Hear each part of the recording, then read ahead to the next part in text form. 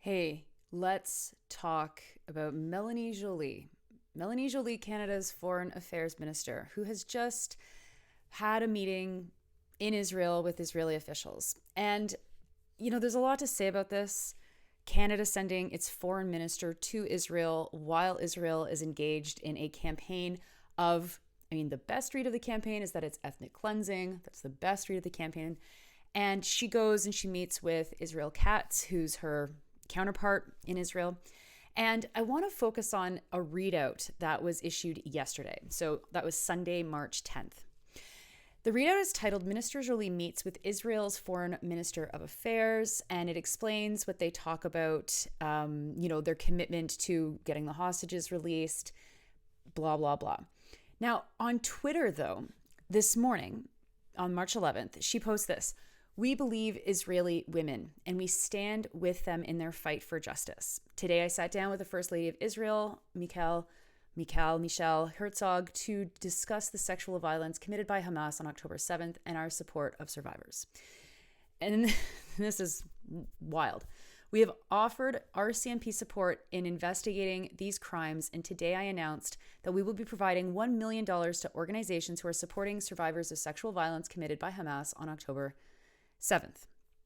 So a lot of people online identified that this is cynical, that this is somewhat ridiculous considering where the investigation is at about the mass rape allegations from October 7th. So before I talk about that, let's recap. 31,000 people have been murdered. More than 31,000 people have been murdered in Gaza since October 7th. Children are now dying of malnutrition. There is a man-made famine as a result of Israel's siege on Gaza. People are now being killed by aid being dropped from the sky. And in Canada, not very many people have actually come as part of the promise from the federal government. And so, we have undeniable proof of sexual violence being committed by the IDF, by Israel's soldiers in Gaza. We have this unending stream of depraved images that soldiers are taking of themselves, having rummaged through private drawers and stuff in showing up lingerie and underwear of the people who they are literally ethnically cleansing. We have undisputable proof of sexual violence in the form of humiliation of Gazan men who have been captured by Israel. And it's actually humiliation that under Israel's own law is considered sexual violence. We have evidence of all of this. We know that this is happening. What do we not have evidence of? Mass rape on October 7th. And as folks who've listened to Sandy and Nora, the podcast, know, we've said this. October 7th had mass murder. Mass murder. That's as bad as it gets, right? There is mass murder. Some number of people were killed by the IDF. We will never know how many people were killed by the IDF, but of course, Hamas killed hundreds of people on that during that attack. Was there any sexual violence? Sexual violence accompanies war. So probably there were some instances of sexual violence on October 7th. As with any violent campaign, there would likely be some level of sexual violence that accompanies it. However, the narrative around the mass rapes that Israel has hid behind to justify the murder of Gazans, of Palestinians, has completely fallen apart. And it's so interesting that Melanie Joly started off with "we believe Israeli women" when there actually haven't been any survivors coming forward saying this happened to me. And for there to have been mass rapes, I think we need more than 0 survivors coming forward, maybe a couple to demonstrate this. Now, of course, some of the victims may be dead because, of course, it was a massacre. Israel buried the victims before there could be any investigations done under the argument that religiously the religious ceremony was more important and they had to be buried right away, and they couldn't preserve anybody's bodies for investigations.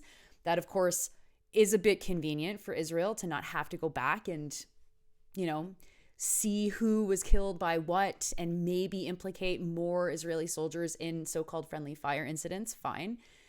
But for Canada to be playing along with this is so gross, because we know that this is why Israel even started this in the first place, because the violation of mostly white women at the hands of non-white or brown men is the foundation of how the West upholds white patriarchy, white supremacy, that this is the worst thing that can happen to a white woman. Even when we're talking about a massacre, which is the worst thing that can actually happen to a person, obviously.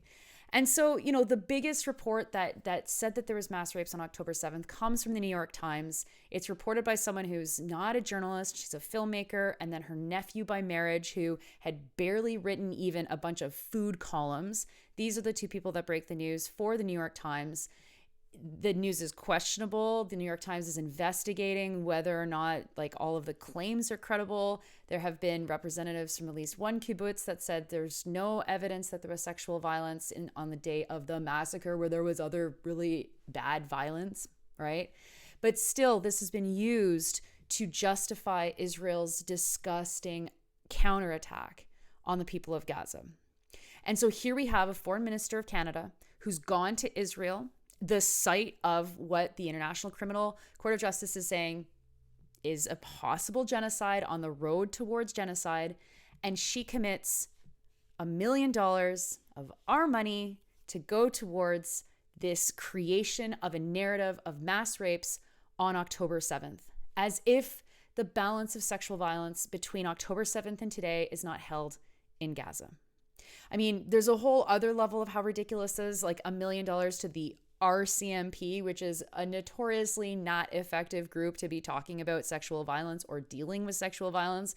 So maybe this is like a poisoned gift, as we say in French, sending to Israel, saying here's a RCMP, which has been absolutely completely implicated in not dealing with sexual violence in Canada, as we know, so many reports have demonstrated, but fine.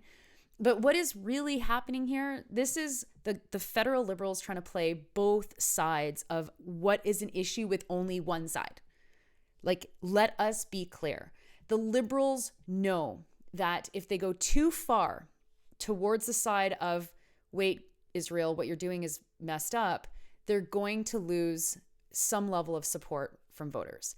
Now, they would still probably not lose so many that it would matter. This is a party that is floundering in the polls, and they've been trying to balance these two sides with allowing people like Marco Mendicino and Anthony Housefather to say completely ridiculous and false things, as we saw last week, talking about how dare these people protest a synagogue when inside the synagogue is a real estate fair to get people to purchase real estate in Israel, and also outside the Green Line, as I believe I talked about in a previous video. But then to also allow people, members of his caucus to be part of the Palestinian Friendship Group or whatever, and showing Canadians that they can walk both lines of this and trying to maintain support on both sides. Because the most obvious example of this being their strategy is the fact that this $1 million, which is not much money. I mean, it's a silly amount of money too. This is all just PR, has just been announced right after the federal government announced that it was going to, not pause its funding to UNRWA. And so this is their, okay, we won't pause money to UNRWA. Okay, so that'll pacify some number of Canadians, but we'll also give $1 million to Israel to investigate mass rapes. As if Israel's looking to investigate anything. They've got a narrative. They don't actually need to investigate anything right now. And as I said, most of the victims of the massacre have been buried. And so what exactly is going to happen with this investigation? So the thing I think to keep our eye on is this playing both sides and seeing how long will it actually last? How long will the federal government be able to continue to play both sides? Because at this point, we have mass protests that have been happening consistently for months in every part of Canada. We have people who are saying we are absolutely not going to vote for the Liberals. And what's fascinating is the same kind of thing that's happening in the United States will come to Canada, right? The conversations around not voting for Biden or the uncommitted vote climbing because Democrats are so angry with the fact that this guy is aiding and abetting genocide. Those same forces are going to happen in Canada. The difference, though, is we don't have the next election so close in our mind, and we're also not as election obsessed as the United States is with all these primaries, and of course, so that this matters, even though the election's not until November. But in Canada, the same thing is going to happen with the Liberals. And the same kind of conversation is going to happen related to Pierre Poilievre that's happening to Donald Trump. And so this is a really confusing situation to be in, because people are going to say don't support the Liberals because of their support for the state of Israel. And then the obvious response will be, well, then who do we support? Because the support of the conservatives is way more ferocious in favor of Israel. And that is true. And so how can it be that the Liberals are going to lose support? The people will either go to the conservatives and vote on a different issue, or maybe ignore how close the conservatives are to Israel, or they won't vote, or maybe they'll vote for the NDP. And this is going to be the political terrain that we will be in the next several months. It won't make much sense, but some people will go to the conservatives, even though the conservatives are closer to Israel than the Liberals. But some people will be so angry at the Liberals that their vote will be a protest. And we should expect that. And people will argue against why that's a good idea. I mean, it's obviously not a good idea, but there will be that reaction and that tendency. And then the other question is, where's the NDP in all of this? And the NDP will not be in a state or a place or a position to take most of the votes of disaffected people in the Liberals, because the NDP is not organized in a lot of parts of the country where the Liberals will win, or if it's not the Liberals, it'll be the Conservatives. So, you know, the bizarre kind of arguments that, well, the Liberals aren't as bad as the Conservatives, we're going to be saddled with those discussions in the same way that they're happening in the United States. And I think we need to look at things like this $1 million to investigate mass rapes on October 7th as if 31,000 people haven't been murdered or died as a result of Israel's current offensive, as if none of that's happened. I mean, the Liberals are trying to play us for fools. And the real question will be, how will we collectively navigate that political game? Where will political support go? And I'm thinking in this kind of like conversation, not necessarily will they go to the Conservatives, will they go to the NDP, but more, where will we see the impact of this manifest within Canadian society?